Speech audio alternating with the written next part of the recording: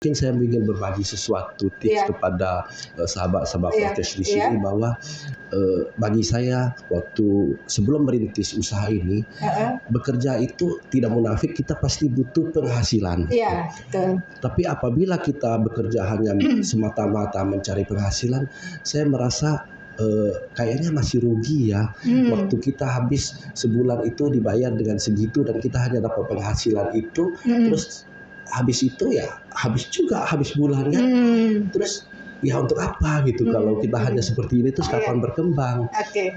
Maka saya berpikir bekerja itu memang tidak munafik, kita butuh penghasilan, tapi ada hal yang tidak kalah penting dari penghasilan, yaitu di mana tempat kita bekerja adalah tempat kita menimba ilmu.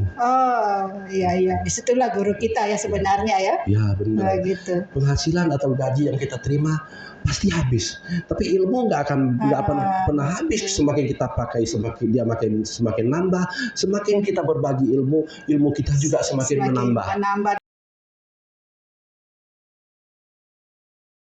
Baik, Assalamualaikum warahmatullahi wabarakatuh. Selamat siang. Terima kasih kami hadir kembali di edisi siang hari ini. Spesial di penghujung tahun, kami menghadirkan narasumber, salah satu sosok yang kami kagumi di dunia usaha ya. Beliau menggeluti usaha kantor HP yang bukan kaleng-kaleng, karena ternyata sampai saat ini sudah tercatat 7 cabang di kota dan Kabupaten Sorong. Beliau juga sangat orangnya low profile gitu ya, tidak ingin menunjukkan diri, dan yang sangat tertarik bagi kami adalah ternyata beliau menekuni dunia advokat, sahabat podcast.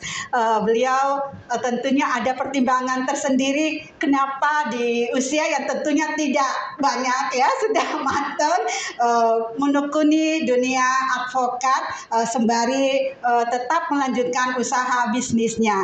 Untuk menyimak perbincangan kami dengan narasumber, terlebih dahulu kami perkenalkan beliau. Tentunya untuk masyarakat Kota Sorong sudah mengenal ya. Nama lengkap beliau adalah Darto Coanda SH. Selamat siang Pak Darto, apa kabar? Selamat siang Bu Ros, kabar baik. Selamat siang juga seluruh sahabat podcast Sorong. Oke, terima kasih sudah hadir memenuhi undangan kami. Kita santai aja Pak Darto.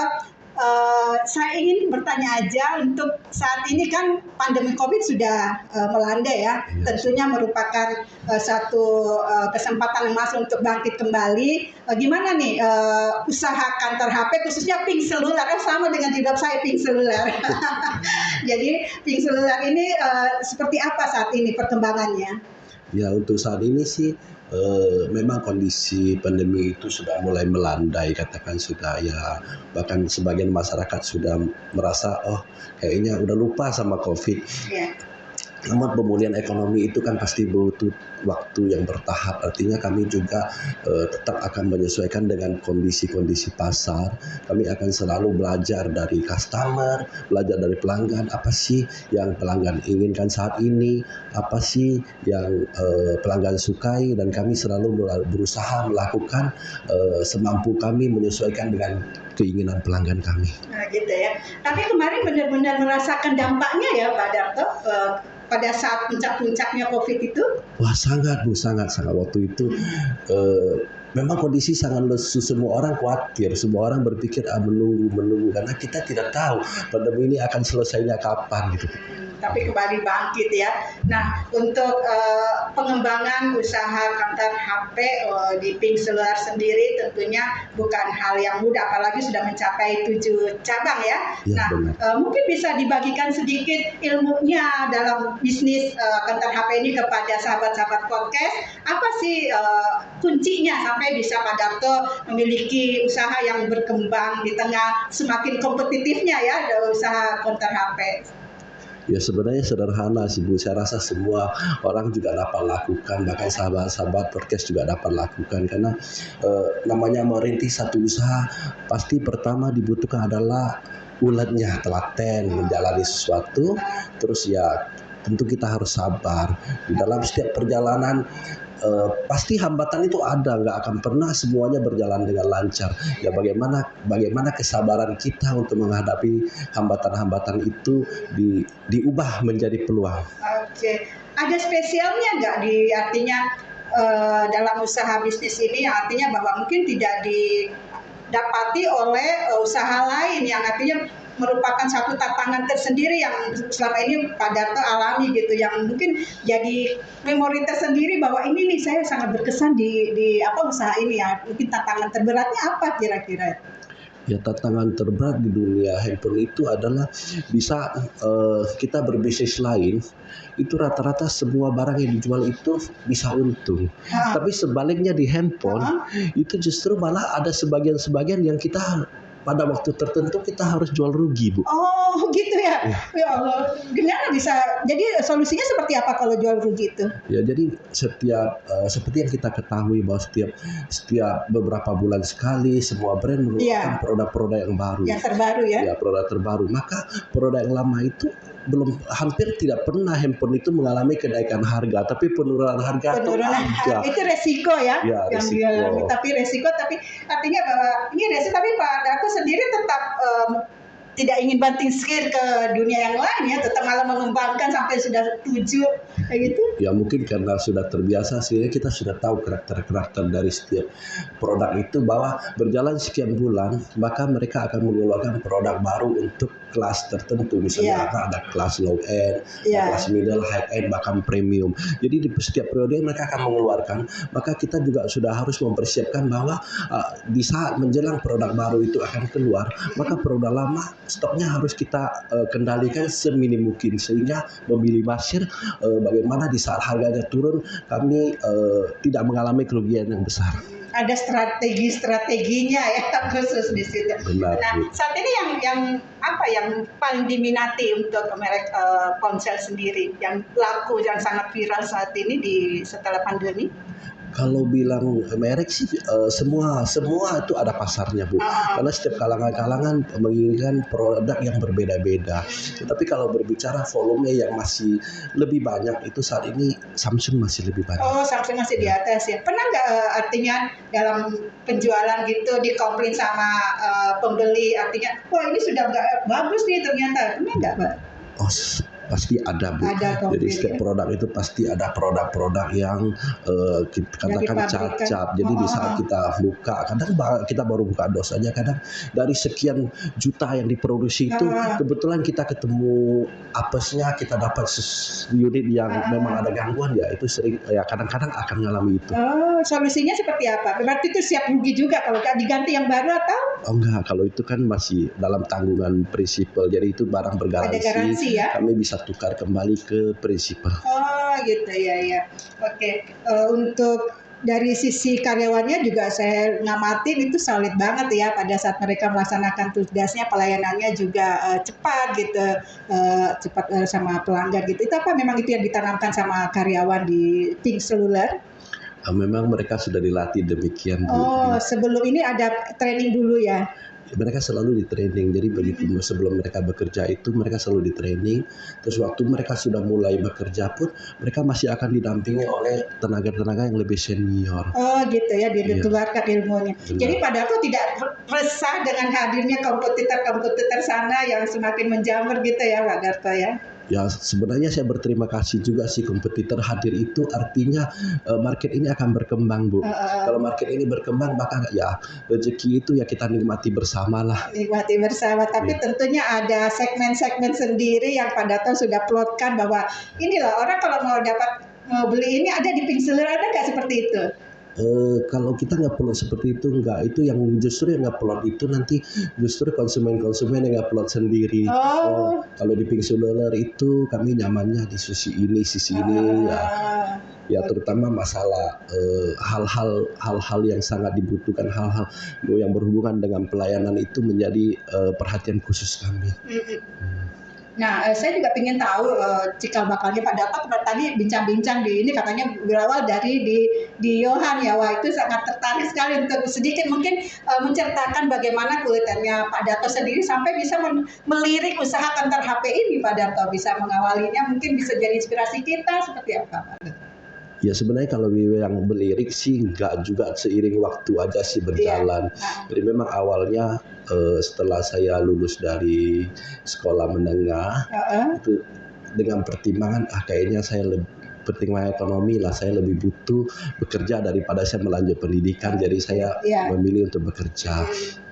Ya dalam bekerja itu ya kebetulan saya milihnya di Yohan sih. Oh iya. Terus ya namanya kita sebagai seorang pekerja biasanya bos-bos kita punya pesaing juga akan melihat gitu. Oh sering sih ditawarin, gajimu berapa gitu, ikut saya mau nggak, saya kasih gaji sekian, iming-iming seperti itu sering sekali masuk di saya. Ya cuma pada prinsipnya kan mungkin saya ingin berbagi sesuatu tips kepada sahabat-sahabat podcast di sini bahwa bagi saya waktu sebelum merintis usaha ini, bekerja itu tidak munafik, kita pasti butuh penghasilan. Iya, betul. Tapi apabila kita bekerja hanya semata-mata mencari penghasilan, saya merasa kayaknya masih rugi ya. Waktu kita habis sebulan itu dibayar dengan segitu dan kita hanya dapat penghasilan itu, terus habis itu ya habis bulannya, terus ya untuk apa gitu kalau kita hanya seperti ini terus kapan berkembang. Maka saya berpikir bekerja itu memang tidak munafik, kita butuh penghasilan, tapi ada hal yang tidak kalah penting dari penghasilan, yaitu di mana tempat kita bekerja adalah tempat kita menimba ilmu. Oh iya, disitulah guru kita ya sebenarnya ya. Ya benar. Gitu. Penghasilan atau gaji yang kita terima pasti habis, tapi ilmu nggak akan pernah habis. Semakin kita pakai semakin nambah, semakin kita berbagi ilmu kita juga semakin menambah. Nah itu mungkin kuncinya yang membuat Pak Darto juga berangkat sukses. Jadi waktu itu sudah berpikir untuk mandiri ya, berusaha gitu Pak Darto? Setelah bekerja sekian tahun ya, punyalah setiap manusia kan pingin maju ya, pingin mencoba bahwa saya sudah belajar 10 tahun ini kerja di perusahaan ini, saya ingin coba ilmu saya apa, saya mampu untuk merintis usaha sendiri. Gitu ya, akhirnya berawal 1 konter, kemudian 2, 3 dan seterusnya Pak Darto ya gitu ya. Berawal dari kaki 5 sih. Waduh, sahabat podcast, begitu hebatnya spesial Pak Darto ini tamu kita pada siang hari ini, ternyata berawal dari kaki 5 ya. Oke, gitu. Dan tentunya berbagai kendala dihadapi, tetap libas, tetap maju terus gitu Pak ya Darto.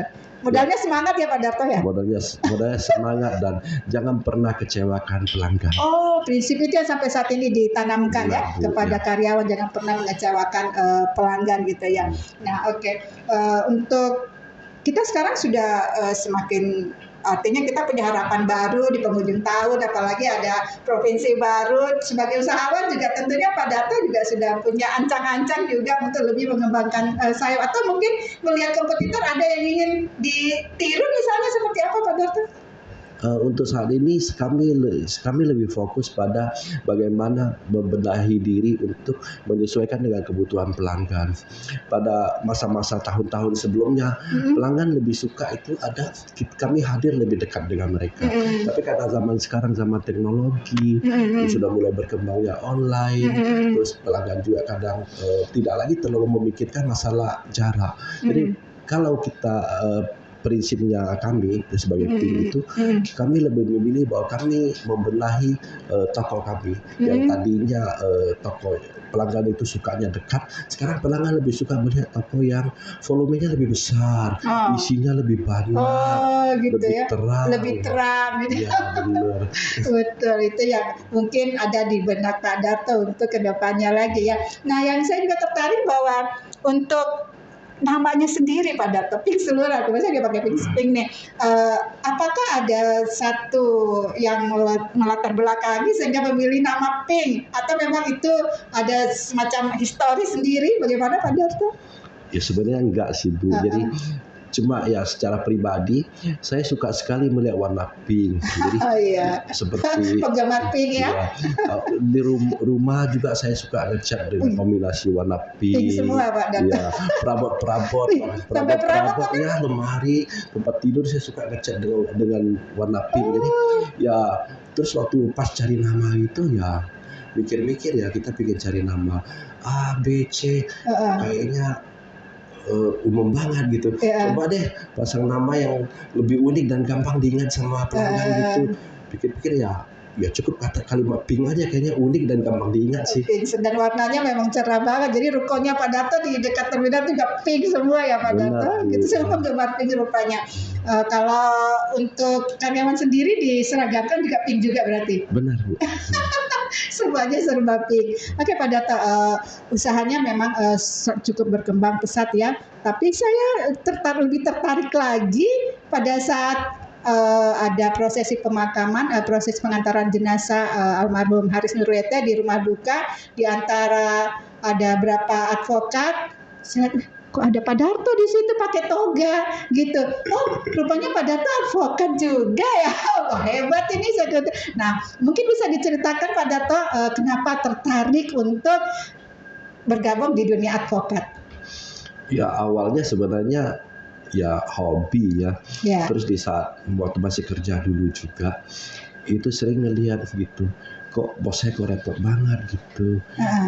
Usaha itu tidak hanya tahu ilmu ekonomi, tidak hanya tahu ilmu akuntansi, terus ya kayaknya semua deh, sampai urusan hukum juga, baik itu hukum tenaga kerja, hukum pajak dan berbagai undang-undang konsumen, itu bos saya harus tahu semua gitu. Jadi saya berpikir, wah alangkah baiknya ya coba-coba deh belajar gitu, kita belajar hukum supaya setidak-tidaknya tahu gitu, walaupun nggak pintar setidaknya tahu. Ada bekal ya dari UMS ya Pak Darto ya. Betul Bu, di UMS tercinta di Kota Sorong.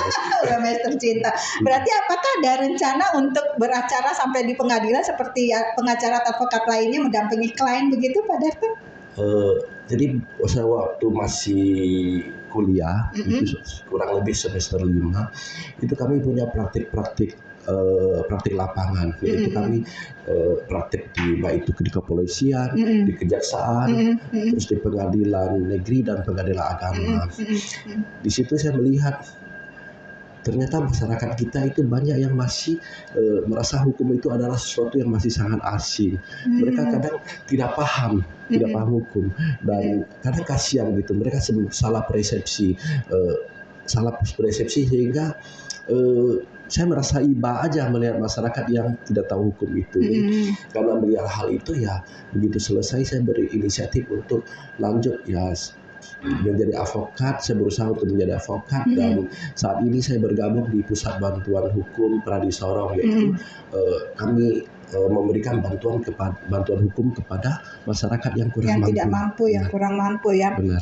Ini merupakan satu dunia yang berbeda banget ya Pak Darto, yang satu di bisnismen, yang satu di dunia beracara gitu. Apa yang bisa dipetik setelah Pak Darto mempelajari meresapi dunia advokat sendiri Pak Darto?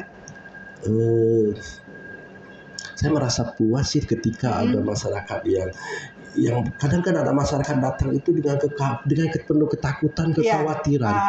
Ya, di saat kita menemui dan kita terima mereka, ya setidak-tidaknya kita dapat membuat mereka lebih tenang. Gitu. Mereka tidak sangat gelisah, tidak ketakutan. Kan kasihan kalau masyarakat itu ketakutan karena ketidaktahuan dan kadang bahkan karena ketidakmampuan, merasa bahwa hukum itu hanya dimiliki orang-orang yang berduit. Ya. Ternyata enggak. Ada PBH juga. Ada PBH dan masih banyak juga bantuan lembaga lain. Ya supaya ya di sini juga saya menghimbau masyarakat Sorong supaya ya bila ada perlu jangan khawatir bahwa karena saya nggak punya dana, ya datang saja ke pusat-pusat bantuan hukum. Teman-teman di sana pasti dengan senang hati membantu. Berarti selama ini sudah pernah mendampingi klien gitu Pak Darto? Sudah pernah. Oh hebat ya. Pengen lihat jadinya Pak Darto pada saat mendampingi klien seperti apa ya, tertarik rasanya pengen lihat. Oke Pak Darto, kalau dari dunia yang berbeda gitu ya, untuk bagaimana Pak Darto sendiri mengaplikasikan ilmu advokat itu di dunia bisnis gitu. Mungkin bisa diceritakan apakah sudah ada diterapkan untuk di dunia bisnis? Ya kalau secara dibesar-besarkan enggak sih, cuma setidak-tidaknya kan saya sudah tahu ada aturan seperti ini. Ya setidak-tidaknya kita berusaha untuk tidak melanggar aturan itu. Tidak melanggar Artinya aturan. supaya kita bisnis juga tenang. Terus ya hak-hak terutama yang menjadi perhatian saya adalah hak-hak karyawan. Sesuai dengan aturan yang berlaku, apa yang menjadi hak karyawan kita berikan hak mereka. Jangan karena ya mungkin ada yang tidak paham sehingga tidak memberikan, atau kita paham terus kita tidak berikan, ini adalah tindakan yang salah. Tindakan yang salah gitu ya. Jadi dengan Pak Darto jangan main-main ya, artinya bahwa beliau sudah punya ilmu hukum yang tidak bisa dikibulin gitu ya kasarnya, karena memang saya juga dengar cerita-cerita kadang ada pengusaha yang merasa tertekan mungkin karena tidak pahami tentang hukum atau gitu ya, jadi bisa kasarnya bisa dikadalin gitu ya Pak Darto ya. Apakah memang di dunia usaha juga sering menghadapi seperti itu ya Pak Darto ya? Ya nggak banyak sebenarnya. Mungkin ada sedikit lah oknum tertentu yang berperilaku seperti itu, tapi angkanya sangat kecil. Tapi kan biasa masyarakat itu hal yang banyak yang baik itu kan kadang dilupakan, ya diingat justru salah satu dari sekian banyak yang kurang menyenangkan. Ya kurang menyenangkan ya. Terus kalau dunia beracara kan juga berhubungan dengan aparat-aparat penegak hukum yang lain ya, berarti channelnya sudah bergeser ya, sudah lebih luas lagi Pak Darto ya untuk. Ya ada nambah dikit sih karena saya juga masih belum lama bergabung. Bergabung di advokat ya. Oke. Untuk Pak Darto sendiri dari sisi dunia hukum dan dunia bisnis, untuk kita kan sudah masukin Provinsi Papua Barat Daya ya. Mungkin Pak Darto punya pemikiran tersendiri misalnya untuk di bidang hukum seperti apa yang harus dibenahi di provinsi kita tercinta ini Pak Darto. Ya saat ini pastinya dengan adanya provinsi baru ini, maka kedepannya saya yakini bahwa pasti Papua Barat Daya ini akan lebih baik karena lebih terjangkau. Nanti kita punya gubernur yang dekat, kita punya pejabat-pejabat yang dekat dengan masyarakat, ya pasti masyarakat akan lebih diperhatikan lagi. Kalau dari sisi dunia usaha sendiri seperti apa Pak Darto punya mungkin ada masukan-masukan yang selama ini diamati, ini kayaknya kurang nih, kayaknya seperti apa gitu Pak Darto? Dunia usaha ya apapun yang berubah di dunia pemerintahan, dunia usaha tetap akan sejalan dengan pemerintahan, Bu, karena antara usaha dengan pemerintah itu akan sinergi, pasti akan jalannya sama-sama. Ya dengan berkembangnya pemerintahan, pasti juga ekonomi kita akan berkembang, dan usaha-usaha yang ada di Kota Sorong, khususnya Papua Barat Daya ini pasti juga akan ikut berkembang. Akan ikut berkembang ya, merupakan satu harapan baru bagi kita semua. Di kesempatan ini mungkin ada yang disampaikan oleh Pak Darto tentang misalnya di dunia usaha, khususnya di dunia konter HP gitu, mungkin ada yang menarik untuk disampaikan kepada sahabat podcast Radar. Ya saya mengulangi yang tadi Bu, bahwa merintis satu usaha itu butuh kesabaran dan ulet. Kalau kita ketemu rintangan terus kita berhenti di situ atau kita pindah ke bidang yang lain, maka dengan sendirinya dimanapun kita berada pasti akan ada tantangan, pasti akan ada rintangan. Kalau ada rintangan, kita bertahan dan selesaikan itu dengan baik supaya kita akan terus maju, nggak berpindah-pindah. Aduh, tertarik sekali sahabat podcast Radar Sorong. Saya kira itu perbincangan kita pada siang hari ini dengan Pak Darto Juanda yang sudah membagikan sedikit ilmu bisnisnya dan juga ilmu sedikit advokatnya yang mulai ditekuni sejak tahun kemarin ya. Awal tahun 2022. 2022. Oke. Semoga dengan perbincangan ini bisa menginspirasi kita bahwa kita perlu memberikan pelayanan yang terbaik kepada pelanggan. Itu yang saya petik dari perbincangan Pak Darto, bahwa yang kita berikan pelayanan terbaik tentunya akan kembali kepada kita sendiri ya Pak Darto. Contohnya bahwa kita lihat usahanya Pak Darto bisa berkembang sampai sudah punya 7 konter HP pink seluler di kota dan Aimas ya Pak Darto. Sukses selalu Pak Darto. Terima kasih sudah hadir memenuhi undangan kami. Semoga kedepannya kita semua akan lebih baik lagi. Amin. Amin ya rabbal alamin. Terima kasih Bu Ros.